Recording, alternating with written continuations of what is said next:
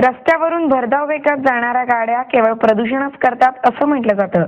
मात्र गाड्यांमधील चलित ऊर्जेचा वापर करून अकल्पनीय स्रोताद्वारे ऊर्जा निर्मिती करण्याचा प्रयत्न पुण्यातील एका ज्येष्ठ संशोधकानं केला आहे. ऊर्जा निर्मिती ही प्रामुख्याने सूर्यशक्ती, वारा, पाणी, गॅस, कोळसा, हायड्रोजन, जमिनीतील लाव्हा, विविध रसायनं यापासून तयार होते. या स्रोतांशिवाय वीज निर्माण करण्याच्या कल्पनेवर आपला विश्वास बसणार नाही. मात्र पुण्यातील प्रभाकर होशिंग नावाच्या अवलियानं अशा स्रोतांशिवाय ऊर्जा निर्मिती शक्य असल्याचं दाखवून दिलंय. प्रभाकर होशिंग यांनी गाड्यांमधील चलित ऊर्जेचा वापर करून ऊर्जा निर्मिती करणारं यंत्र बनवलंय. यंत्रातून वीज निर्मिती करताना हे यंत्र रस्त्यावरील गतिरोधकाच्या खाली 1.5-2 फूट खड्डा खणून खड्ड्यात ठेवलं जातं. रस्त्याच्या एका बाजूपासून दुसऱ्या बाजूपर्यंत बसवलेल्या अर्धा मीटर रुंदीवजा पट्टीच्या माध्यमातून विजेचं वहन करता येतं.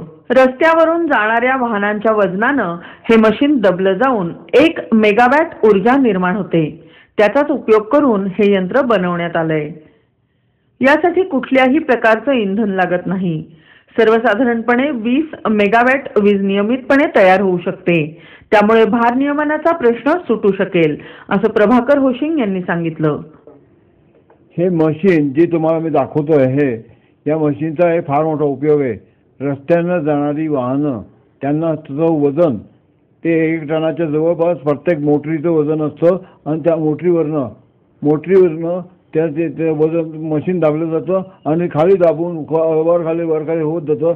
1 वेळा दाबलं, 2 वेळा दाबलं, प्रत्येक मोटरीच्या वेळेला दाबलं गेलं तर आमच्याजवळ 1 टन 1 मेगावॉट एवढी वीज होऊ शकते. इतकी एनर्जी आम्हाला मिळते आणि त्याचा उपयोग करून आम्ही ऊर्जा यंत्र तयार केलेलं आहे. या ऊर्जा यंत्राचा एक फायदा सगळ्यांकरता आहे की याच्यात लोकांना ऊर्जा घेण्याकरता पैसे द्यावे लागत नाहीत, इंधन लागत नाही, कोणाकडे जावं लागत नाही. जागी कुठेही रस्ता लावेल तिथे रस्त्यावरती आम्ही कुठेही करू शकतो. आणि पुण्यामध्ये तुम्हाला मी आता 2-4 ठिकाणी मॉडर्न कॅफेच्या जवळ मशीन लावलं तर साधारणपणे 80,000 मेगावॉट एका दिवसाला आम्ही तिथे निर्माण करू शकतो. आणि इकडे कुणीकडे रस्त्यावरती म्हणाल तर 20 मेगावॉटपर्यंत सहज देता येतं. त्यामुळे सगळ्या जगामध्ये विजेची अडचण होणार नाही, भारनियमन करायची जरूर नाही. मूळचे मध्य प्रदेश असणारे प्रभाकर होशिंग यांना लहानपणापासूनच यंत्रांशी खेळण्याचा छंद होता. रस्त्यावरून जाणाऱ्या गाड्यांविषयी त्यांना नेहमीच कुतूहल असायचं. त्यातूनच या यंत्राची कल्पना त्यांना सुचली. यंत्रावरून वाहन गेल्यानंतर यंत्राला असलेली चाकं फिरली जातात.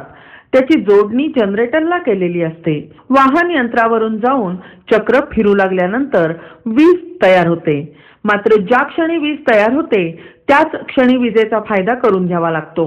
अन्यथा तिचा साठा करून ठेवता येत नसल्यानं तिचा फायदा घेता येत नाही असं होशिंग म्हणाले.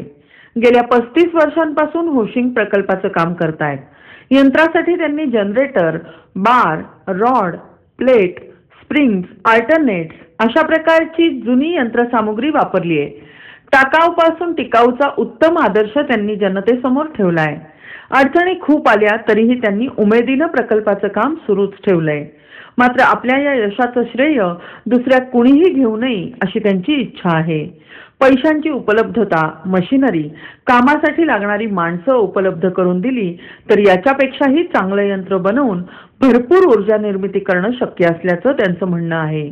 मी हे यंत्र तयार करताना महत्त्वाची गोष्ट बघितली की रस्त्यावरनं गाडी गेली की ते मशीन दाबलं गेलं की त्याची एनर्जी आम्हाला मिळते. स्प्रिंग आणि पट्ट्या आणि पाट, लोखंडी पाट हे एकत्र वापरले आणि त्याच्यावरनं ऊर्जा गोळा केली. पण ऊर्जा गोळा केल्यानंतर देखील इथे मोठा एक प्रश्न येतो की ही ऊर्जा इथं दुसरे कुठल्याही यंत्रामध्ये गोळा होऊ शकत नाही. आणि शेवटी अल्टरनेटर वापरला की अल्टरनेटरला ती एनर्जी दिली की तुम्हाला पाहिजे तेवढी एनर्जी गोळा होऊन तुम्ही त्याच्यातून वीज निर्माण करू शकते.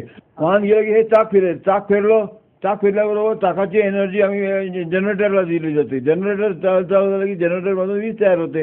जी ज्या क्षणी वीज तयार होईल त्या क्षणीच वापरावी लागते आणि त्याचा फायदा घ्यावा लागतो. आणि तुम्ही म्हणाल की आता मी वीज निर्माण करेन नंतर वापरेन तर तसं होत नाही. साधारण मला 35 वर्ष याच्यावरती काम करायला घेतलंय आणि आज मला एवढं बोलता येतं की आज कोणाही म्हणजे मी जर नसेन तर कोणीही त्या विचार करू शकत नाही, त्यांना मार्ग मिळू शकत नाही. जे कच्चे प्रमाणात दुरुस्त करायचे आहे आता थोडक्या प्रमाणामध्ये, तर त्याला जवळजवळ 2 लाख रुपये साधारण खर्च येईल. पण त्याचबरोबर दुसरं एक काम करता येईल की 2 लाख रुपयाच्या ऐवजी जर तुम्हाला जास्त रक्कम मिळाली तर ते इतकं पॉवरफुल मशीन होऊ शकेल. हे तकलादू मशीन आहे, हे मला माहिती आहे. त्याच्याबरोबर लोकांनी म्हणून मला अपोजिशन एवढे खर्च केलं की हे होणार नाही, त्यांना फक्त दाखवण्याकरता म्हणून हे करून राहिलं. ह्याच्यापुढे मात्र स्टेबल परफॉर्मन्स येऊ शकेल असं मशीन करायकरता मला पैसे जास्त लागतील. आणि ह्याच्याकरता लोकांनी पैसे नुसत्या पैशांनी होत नाही, त्याला मशिनरी लागते. मशिनरीच्या बरोबर माणसं लागतात काम करणारी, तंत्रज्ञ. आणि या सगळ्यांना गायडन्स देण्याकरता कॉम्प्युटरवरचं डिझाईन तयार करून तो त्यांना मी देणार आहे. विजेची खूप मोठी समस्या देशाला भेडसावतीये. आज विजेचा पुरवठा कमी झालाय आणि त्या प्रमाणात मागणी मात्र जास्त होताना दिसून येतेय. या पार्श्वभूमीवर असे संशोधक तयार होण्यासाठी शासनानं प्रयत्न करायला हवेत आणि त्यांना प्रोत्साहन द्यायला हवं.